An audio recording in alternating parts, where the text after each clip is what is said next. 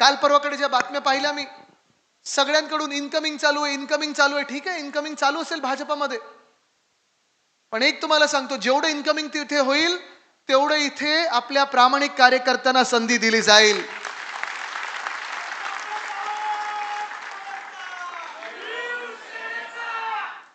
मी हे नेहमी सांगतो, जेव्हा तन मन धनची लढाई असते, धन त्यांच्याकडे आहे, पण तन आणि मन आमच्याकडे, आणि तर मनसे पण आमच्या सोबत आलेले आहे. म्हणजे दिलसे आणि मनसे दोन्ही एकत्र काम करणार आहोत. मला वाटतं इथे सोबत आपल्या काँग्रेस एनसीपी पण येईल, कम्युनिस्ट आलेलेच आहेत. म्हणजे तुम्ही बघा, एका बाजूला सगळे आपण नाशिककर म्हणून एकत्र आलेलो आहे.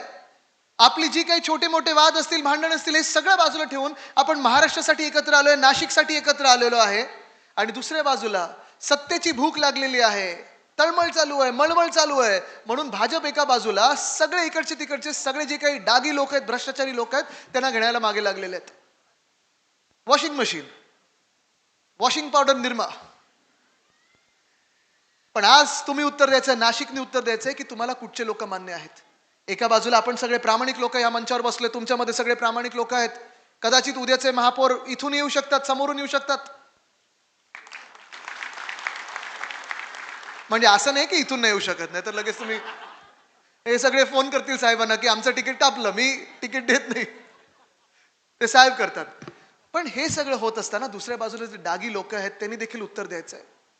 आणि आज खास करून या मीडियाच्या माध्यमातून मी भाजपला प्रश्न विचारणार आहे, संघाला प्रश्न विचारणार आहे, की जे 25 वर्ष जेव्हा आपण विरोधी पक्षात होतो, जेव्हा आपण लढा देत होतो, 15 वर्ष म्हणजे 99 पासून 2014 पर्यंत जो आपण लढा दिला, लाट्या काट्या खाल्ल्या, आंदोलनं केली, ज्यांच्या विरुद्ध केली, त्यांच्यातले सगळे भ्रष्टाचारी लोक तुम्ही तिथे घेतले. म्हणजे सगळे भ्रष्टाचार जे बरबटलेले पक्ष होते त्यांना स्वच्छ केलं तुम्ही.